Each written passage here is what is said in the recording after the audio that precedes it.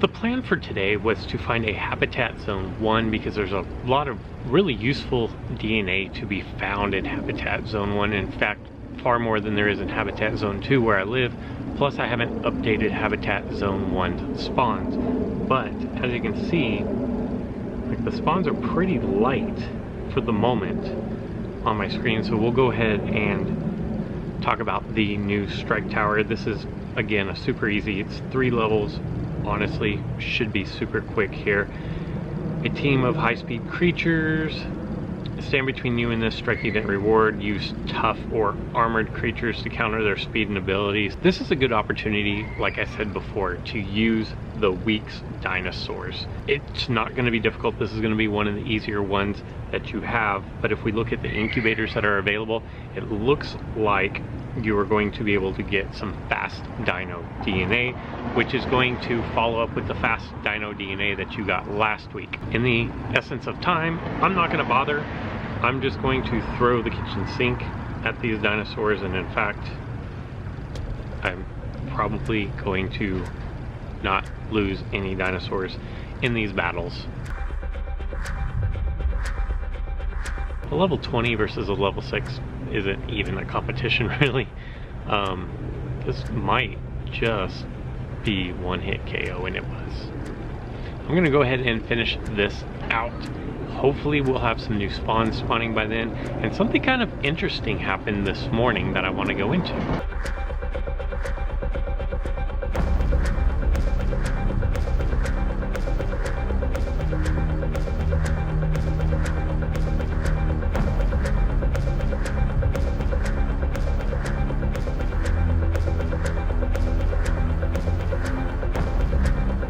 Like I said, I'm really not anticipating much of an effort needed to beat this low-level strike tower. Let's see what we get out of the first incubator. It's not going to be anything game-changing or earth-shattering, but new DNA is new DNA, and it's always welcome, actually, if you don't have to use darts. Ankylocodon for 107, Delta, which is a rare 11 DNA, so nothing wrong with that. One more go at this. Again, just going to speed right through this.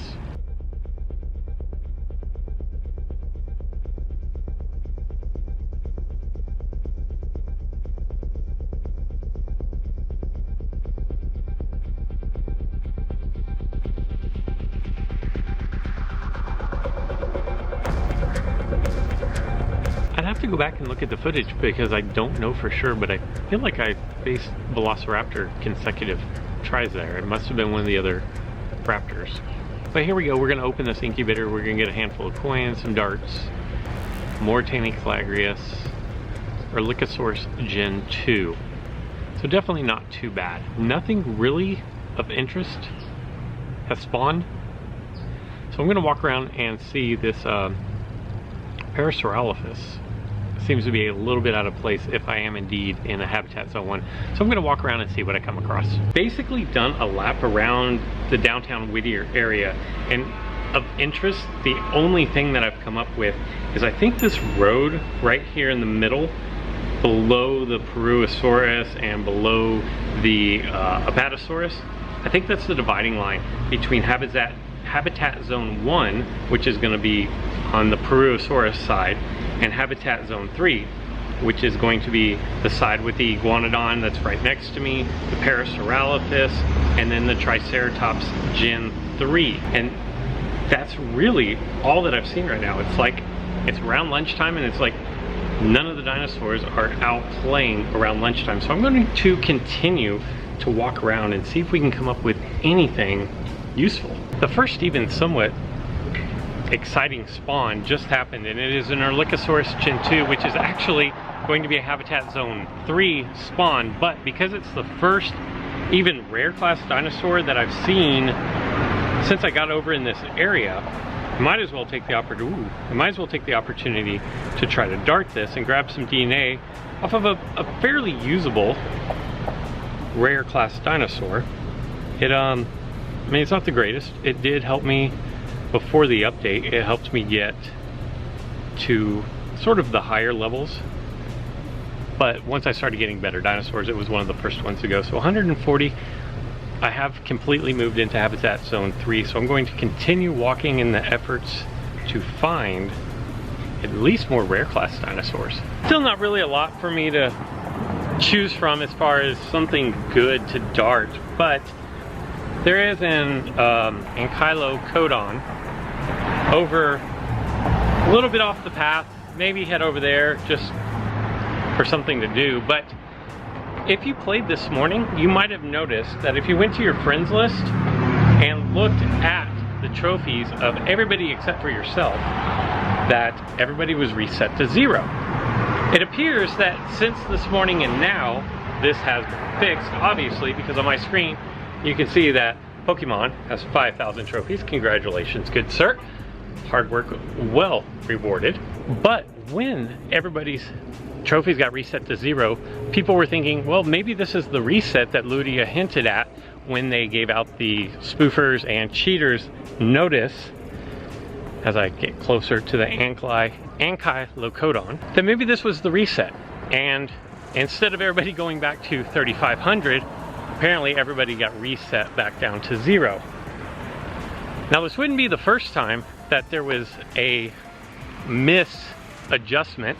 If you will remember, when Strike Towers first came out, people who battled the Strike Towers early on got reset back to 3,500. So this very well could have been an attempt to program in the reset to happen in the very near future that just kind of went haywire in some of the coding and everybody got reset back down to 0, or it could just have been a glitch. I'm more inclined to say that it wasn't a glitch and that it was at least not a random glitch, but rather it was the attempt to reset players who had over 3,500 trophies back down to 3,500, that something just went wrong in the code. And without anything really better to go for, I'm gonna go ahead and go after this Ankylocodon. Ankylocodon is not actually a worthless dinosaur, even though it is a rare class dinosaur. It's rather easy to create and you should be able to make it a fairly high level, but it actually is a decent counter to Tragodistus. If you do find yourself in the higher levels and you come across that from your opponent and you're wondering what can you do, it's actually not a bad dinosaur to counter that. 86 is pretty bad, but it was a better counter before it got a little mini nerf last week. Something about its shield, if I go look at the dinosaur, and you can see I have it at level 15, the short defense was something else. It may have been long defense that got nerfed down to short defense, and that kind of makes it not quite as good. But if you can get your Ankylocodon to a decent level, you know, like 15 or higher, it should fare well against Tragodistus. Now, if you don't really see Tragodistus, I really wouldn't worry about it or even try to put that in your deck. But if you are running into Tragodistus and you don't have any other counters, there's one for you. Since I do want to talk about Habitat Zone 1 dinosaurs, even though now I've completely left an area that I think might even be Habitat Zone 1, the dawn, day, and dusk dinosaurs are going to be Ankylocodon, the Dilophosaurus, and the epic dinosaur of the Kentrosaurus. The two common all day, all night spawns are going to be the Lythornax and the Peruosaurus Gen 2. As far as the 3 rare class spawns that will spawn anytime in Habitat Zone 1, you have the Majungasuchus, the Edmontosaurus, and the Megalosaurus. You also have 3 epic class dinosaurs that are going to spawn anytime in Habitat Zone 1. Those are the Concavinator, you're going to have the Postmetrodon, and then you're going to have the Sinoceratops. And finally, Charlie, the rare class raptor, is going to spawn during the night, the dawn, and the dusk. And that completely rounds out the dinosaurs that you can expect to find in Habitat Zone 1. Now, if you see these spawning around you frequently, not just 1 or 2 at a time, but if you see multiples of these dinosaurs, it's a good bet that you are in Habitat Zone 1. I would stick around there because there are a lot of good dinosaur DNA that make a lot of really nice hybrids for the current meta in Habitat Zone 1. So what does it mean when you come across a situation like you see on my screen currently? I have a Triceratops Gen 2, which I know is a Habitat Zone 3. I have a Lythornyx, which I just said was a Habitat Zone 1 spawn. And I have a Peruosaurus Gen 2, which I also said was a Habitat Zone 1 spawn. Well, it's a very simple explanation. If I walk over this way just a little bit, and then swing around and you look over my shoulder here, you will see that I am at a car repair place. Triceratops Gen 2 and Triceratops and all those type of dinosaurs, they spawn at auto repair places. That explains exactly what is happening on my screen right now. Just when I'd given up hope and was about to call it a day for this video, an Amargocephalus spawned. Now this is very important DNA for me personally because it is a part of a really good hybrid, the aforementioned Tragodistus. So what I'm going to do is hopefully make it over. Like, I could launch my drone from here, but I don't want to launch it from basically 200 meters away. So I'm going to hustle over there. Hopefully I have epic DNA to show you guys. Okay, as you can see, I'm only 32 meters away. I'm gonna take a chance here and try to get just a little bit closer. 23 meters, 19 meters, still 18. We're not really getting much closer anymore. If I can get to 10 or under, that would be ideal. And I'm starting to move away, so 20 meters it is. Now that I've got my drone launched, I'm gonna look for a place where I can put my camera down that's also in the shade, because I don't want to mess around and not get as much DNA as I should on this. And that is one really nice thing about this game, is you can launch your drone and you don't have to worry about the dinosaur that you're trying to dart running away. Whew. It's definitely not nearly as hot as it was last week, but in direct sunlight, when you're moving at a brisk walking pace, by no means was I running, and in dark colors. Just gonna take a second here to catch my breath, to cool off just a smidge. And yes, I said smidge. No, I wasn't born in the 20s. Yes, I do know what Leave It to Beaver is, though. If you don't know what Leave It to Beaver is, then I'm a lot older than you. But, alright, here we go. I could use all the DNA that I can get.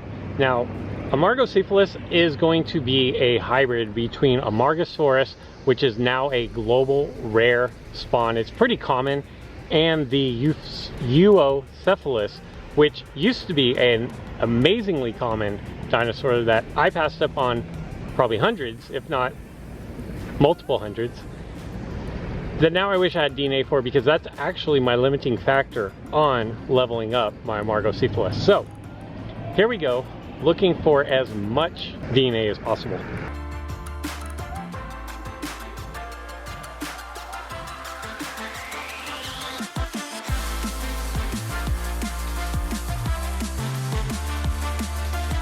A 103 is good. It's not great. I know my screen said it was great, but hitting something excellent would have been great. So I have 135 of the 250 that I need to get to level 15.